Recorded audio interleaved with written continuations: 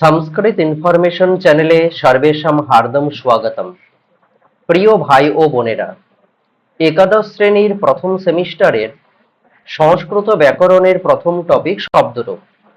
এই শব্দরূপের প্রথম ক্লাসটি সম্পূর্ণ ক্লাস এই চ্যানেলে দেওয়া রয়েছে। যারা দেখোনি প্রথমে সেই ক্লাসটি আগে দেখে নাও, তারপরে এই প্র্যাকটিস সেট করতে এসো। এই প্র্যাকটিস সেটটিতে 15টি প্রশ্ন রয়েছে। এরকম আরো 3-4টি প্র্যাকটিস সেট আসবে এই শব্দরূপ টপিকের ওপর। সম্পূর্ণ প্র্যাকটিস সেটগুলো যদি তোমরা করো তাহলে পরীক্ষায় এই টপিক থেকে হুবহু প্রশ্ন কমন পাবে। আজকের ক্লাসের শেষে আমি আরো কিছু ভালো কথা বলবো এই একাদশ শ্রেণীর ভাই বোনদের জন্য। কথা না বাড়িয়ে আমরা প্রশ্নোত্তরে চলে যাই। আচ্ছা, যাবার আগে আরেকটি কথা, এই প্র্যাকটিস সেট করতে বসার আগে প্রত্যেকেই খাতা কলম নিয়ে বসবে। প্রথমে প্রশ্ন এবং অপশনগুলো দেখবে, দেখে তুমি নিজের মতো একটা উত্তর করবে। আমি তারপরে সঠিক উত্তর বলে দেব। আমার সঠিক উত্তরের সঙ্গে তারপর তুমি নিজের সঠিক উত্তর মেলাবে। যদি মেলে ভালো, না মিললে তারপরে সঠিক উত্তর করে নেবে। ক্লাসের শেষে 15টি প্রশ্নের মধ্যে সঠিক উত্তর তোমার কয়টি হয়েছে, মানে তুমি কত নম্বর পেয়েছো, সেটা কমেন্ট বক্সে জানাবে।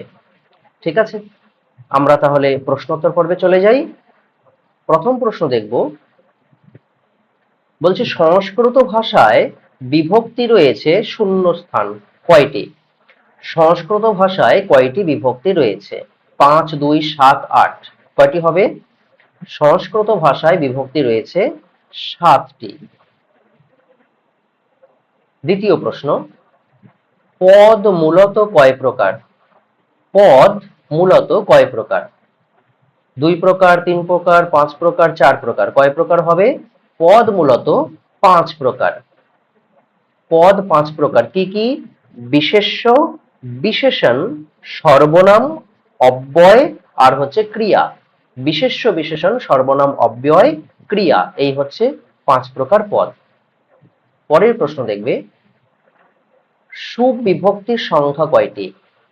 সুবিভক্তির সংখ্যা 5, 7, 8, 10 কয়টি হবে? সুবিভক্তির সংখ্যা হলো 7টি। পরের প্রশ্ন, সুবিভক্তির সাহায্যে যা গঠিত হয়। সুবিভক্তির সাহায্যে কি গঠিত হয়? ক নম্বর অপশন বলছে শব্দরূপ, খ বলছে ধাতুরূপ, গ বলছে নিযন্তরূপ, ঘ বলছে কোনোটিই নয়। কি হবে উত্তর? সুবিভক্তির সাহায্যে কি গঠিত হয়? সুবিভক্তির সাহায্যে শব্দরূপ গঠিত হয়। পরের প্রশ্ন, সুবিভক্তির সাহায্যে কত রকম পদ গঠিত হয়? সুবিভক্তির সাহায্যে কত রকমের পদ গঠিত হয়? অপশন ক বলছে 7 রকম, খ বলছে 21 রকম, গ বলছে 24 রকম, ঘ বলছে অসংখ্য। কয়টি হবে? উত্তর হয়ে যাবে খ, 21 রকম। সুবিভক্তির সাহায্যে কত রকমের পদ গঠিত হয়? 21 রকম। 6 নম্বর প্রশ্ন বলছে, সম্বোধনে কোন বিভক্তি হয়? সম্বোধনে কোন বিভক্তি হয়? প্রথমা নাকি তৃতীয়া নাকি চতুর্থী নাকি সব বিভক্তি, কোনটা হয়? সঠিক উত্তর প্রথমা বিভক্তি। সম্বোধনে কোন বিভক্তি? প্রথমা। পরের প্রশ্ন, বালক শব্দের দ্বিতীয়ার বহুবচনের রূপ কোনটি? বালক শব্দের দ্বিতীয়ার বহুবচনের রূপ কোনটি? বালকাহা, বালকান, বালকই, বালকম। কি হবে?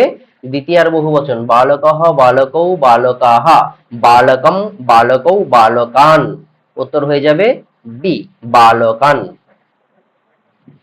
পরের প্রশ্ন, বালক শব্দের তৃতীয়া একবচনের রূপ কি হবে? বালক শব্দের তৃতীয়া একবচন কি হবে? বালকেন। কোথায় আছে? ডি নম্বর। তাহলে সঠিক উত্তর হয়ে যাবে ডি, বালকেন। পরের প্রশ্ন বলছে, বালক শব্দের তৃতীয়া বহুবচনের রূপ কোনটি? বালকের তৃতীয়ার বহুবচন কি হবে? বালকেন, বালকাভ্যাম, বালকই। বালকই কোথায় আছে? এ। তাহলে সঠিক উত্তর হয়ে যাবে অপশন এ, বালকই। পরের প্রশ্ন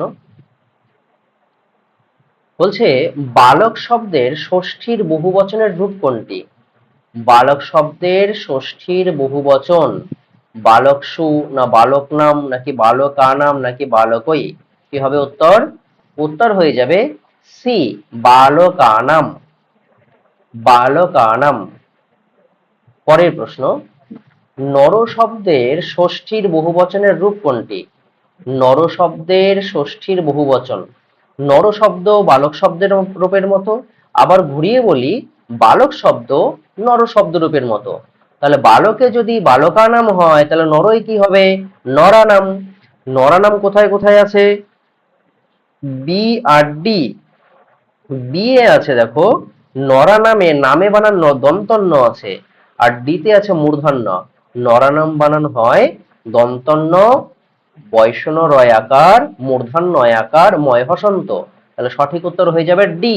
একটু ভালো করে খেয়াল করবে বানান, নরানাম মূর্ধন্য যেখানে আছে সেটাই সঠিক উত্তর হয়ে যাবে। পরের প্রশ্ন, বালক শব্দের সপ্তমীর বহুবচনের রূপ কোনটি? বালক শব্দের সপ্তমীর বহুবচন কি হবে? বালকে, বালকয়ঃ, বালকেষু। তাহলে বহুবচনে বালকেষু। বালকেষু দেখো দুটো অপশনে রয়েছে, একটা এ একটা সি। এ বলছে দন্তাস্বয় হ্রস্ব আর সি বলছে মূর্ধন্যস্বয় হ্রস্ব। ক্লাসে গিয়ে একবার দেখবে, আমি বলে দিয়েছি কোথায় কোথায় দন্তস্ব হয়, কোথায় কোথায় মূর্ধন্যস্ব হয়। এখানে সঠিক উত্তর হয়ে যাবে সি, বালকেষু মূর্ধন্যস্বয় হ্রস্ব। পরের প্রশ্ন বলছে, নর শব্দের সপ্তমীর বহুবচনের রূপ কোনটি? নর শব্দের সপ্তমীর বহুবচন বালক শব্দ নর শব্দ রূপের মতো, বালক শব্দে যদি বালকেষু হয় তাহলে নর শব্দে কি হবে? নরেষু। তাহলে সঠিক উত্তর কি হবে? অপশন বি, নরেষু। পরের প্রশ্ন বলছে, বালক শব্দের চতুর্থী একবচনের রূপ কোনটি? বালক শব্দের চতুর্থীর একবচন বালকায়। বালকায় কোথায় আছে? ডি। তাহলে সঠিক উত্তর হয়ে যাবে ডি, বালকায়। পরের প্রশ্ন, বালক শব্দের পঞ্চমী একবচনের রূপ কোনটি? বালক শব্দের পঞ্চমীর একবচন কি হবে? বালকাত, নাকি বালকস্য, নাকি বালকম, নাকি বালকেন? কি হবে সঠিক উত্তর? বালকাত। অপশন এ হয়ে যাবে সঠিক উত্তর। আজকে আমরা একাদশ শ্রেণীর প্রথম সেমিস্টারের পুংলিঙ্গ থেকে যে প্রশ্নগুলো সাধারণত আসে পরীক্ষায় তার বেশিরভাগগুলো প্র্যাকটিস করলাম, অবশিষ্টগুলো পরের ক্লাসে আসবে। আজকের ক্লাসে কে কত পেলে কমেন্ট বক্সে জানাবে। আর এই প্র্যাকটিস সেটটি যদি প্রয়োজন হয় যে বাড়িতে তুমি রেখে প্র্যাকটিস করবে ভবিষ্যতে পরীক্ষার আগে, তাহলে যে নম্বরটা স্ক্রিনে উঠছে সেই নম্বরে একবার হোয়াটসঅ্যাপ করলে আমি তাকে পিডিএফটা প্রোভাইড করে দেব। আরো যদি কারো কোনো সমস্যা থাকে সংস্কৃত নিয়ে পড়তে, নোটস পাচ্ছ না, প্রশ্নের উত্তর পাচ্ছ না, তাহলে এই নম্বরে জানালে আমি তোমাকে দেবার চেষ্টা করব। ঠিক আছে, ভালো থেকো সকলে। পরের ক্লাস আসবে আবার, এই ক্লাসটি বারংবার দেখে প্র্যাকটিস করে নিও। ঠিক আছে।